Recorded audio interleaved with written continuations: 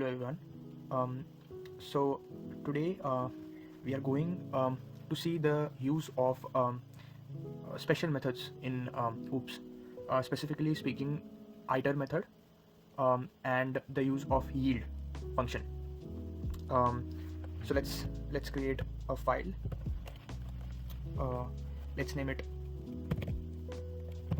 yield.py.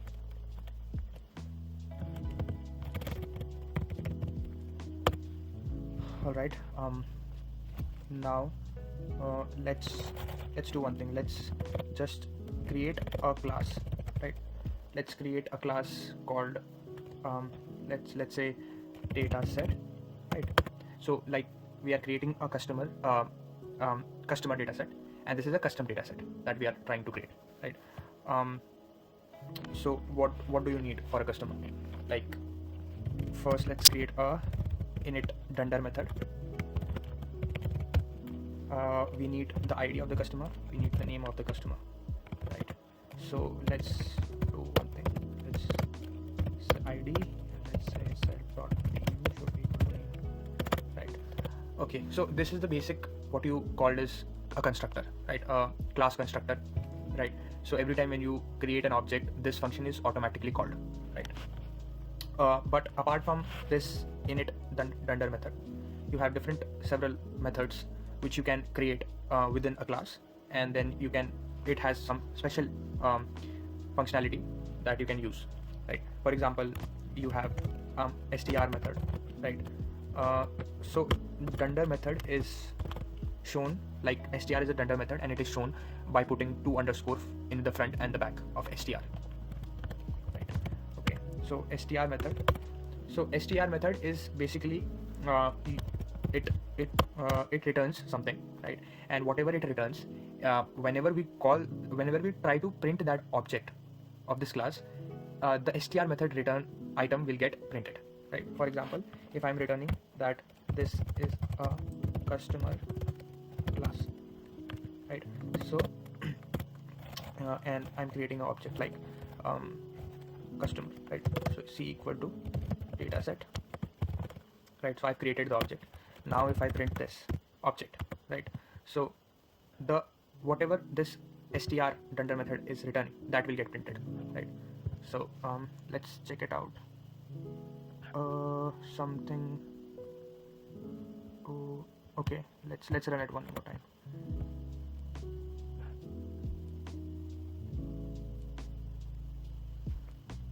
Okay. So I need to give suppose Geeta is the customer ID, right? Customer name. So this is a customer class, right? We are printing the object, and what we are getting is a the return item of str dunder method, right? So just like that, we have two important. So I'll write it in the top. So we have two important you could say tool, right? For now, let me call it as tool. So you have yield, right? And the second one is iter, right? So iter tool is basically, it is a function, right? It is a special function. So as you know, for special or dunder function, we will use double underscore in the front and at the back we'll put a self. Okay, so now what iter special method does is, whenever you are trying to access items within an object, so you don't have using a for loop, right? So it is not saving every item in that object, right? So at a time it is picking one object, right? And or it is not saving that, like after picking the first item, it goes to the next item. So the first item gets discarded from the memory, and the second item is picked right now at this particular instance. Then the suppose the pointer moves to the third item, the for loop, right? So it discarded the second item and it picks the third item at this particular moment. So what it does is it does not occupy the memory at its full potential, right? It just focuses on the current pointer item at a time, right? And that's how you access the elements within the object, right? So suppose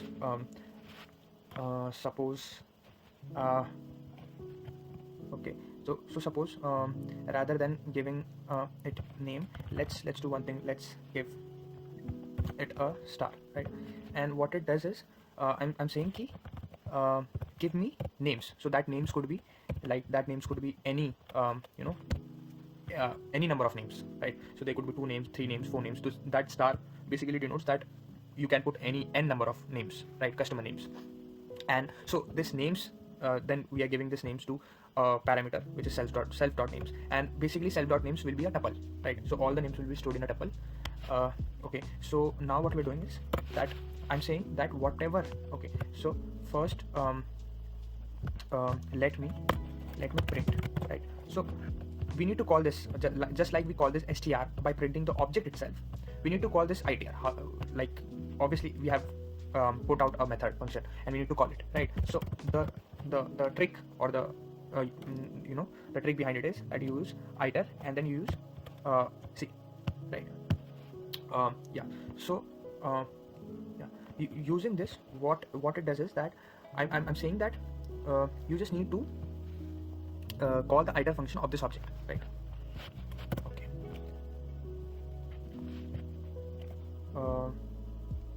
So let me create a for loop, right? Because we need to access all the names in the for loop, right? All right. So for name in names in self dot names, what we need to do is we need to pick one name at a time, right? So what we are doing is we are not, for accessing all the elements, we are not storing it, right, in the memory. Like usually if I do not write this iter method, then in the backend what is really happening is that when we are doing for name in self dot names, right, then if first, like if you are in the first pointer, the first name gets picked up, right, and that is shown in the display, right? Then the second name is shown in the display. So the first one is still in the memory. It still exists in the memory till the time the for loop completes, right? And then when the pointer is at third index, the first and second name is still in the memory, right? So it is consumed memory at a time till the time the for loop or the program is getting executed, right? But here we are picking one object and we are dropping it and we are moving it to the next object. Then we are doing the same thing on and on, right? So for suppose we need to pick, right? We need to pick one. We need to yield one, right? So for that, yield is one of the tools that we can use. Yield, right? So yield statement you will use with the name, right? So we are yielding one of the names from this tuple, right? So now rather than doing this, let me create a for loop, right? We need to create a for loop outside also, right? So first let me give suppose Geeta, Sita, and then we have Ram or Sham, right? So 4 is enough, right? For, and we will do right. So let's do for name in iter, right? Because iter would be a iterable object. So right now let me write the whole thing first. Print name, right? So this is the complete code, right? So what really is happening is we are making the dataset object a iterable object, right? And by that what I mean is we are saying that if there is a iter function, iter method inside the dataset class, use that, right? So we are calling it, indirectly we are calling it, that it's that simple, right? And we're saying that for name, right? So already we have implemented a for loop, and we're saying we are just telling that whenever you are calling this function, you just need to pick one name at a time, right? So we also need to implement a for loop outside, right? So now what we are saying is for name, right? And for this name we are yielding that name right now, right? So we are plucking that one name at a time, right? And then we are printing it. So code wise you will not see like any difference, right? For example, this code will be giving exactly all the names like Geeta, Sita, Ram, and Sham, right? But you can also do for example, you can also do you can create a normal function, normal method, right? So print like that, and you can say that what I need to do is I need to return I need to return or suppose for example for name in self dot names, right? And then we are saying that we need to print name, right? And then we are saying that okay, print c dot, right? We need to print it, right?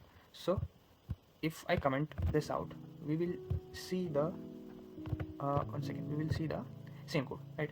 Geeta, Sita, Ram, Sham, and none, because we are actually printing inside a function, right? We are not and then we are again printing it. So rather than doing this, I should do only this, right? So none will be removed. So you will not see any difference in code wise, but the performance or the memory will be memory usage will be very reduced. This is very helpful when you are trying you are sitting in a weekly contest like lead code or code forces, because there time limit error, runtime error, sometimes memory limit error is very common, and this helps you by creating a class and taking one item at a time. You are not iterating over all the object, right? You are not like we need to iterate over all the object, but you are not storing while iterating, right? All the objects.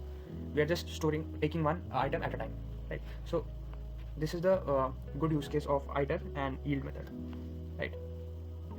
And the point to be noted is that you cannot use direct C here, right? So because C is not an iterable object and it will not know that like we are what we are iterating on, right? So when we do iter, we say that yes, we are iterating over self.names because this iter method is called, right?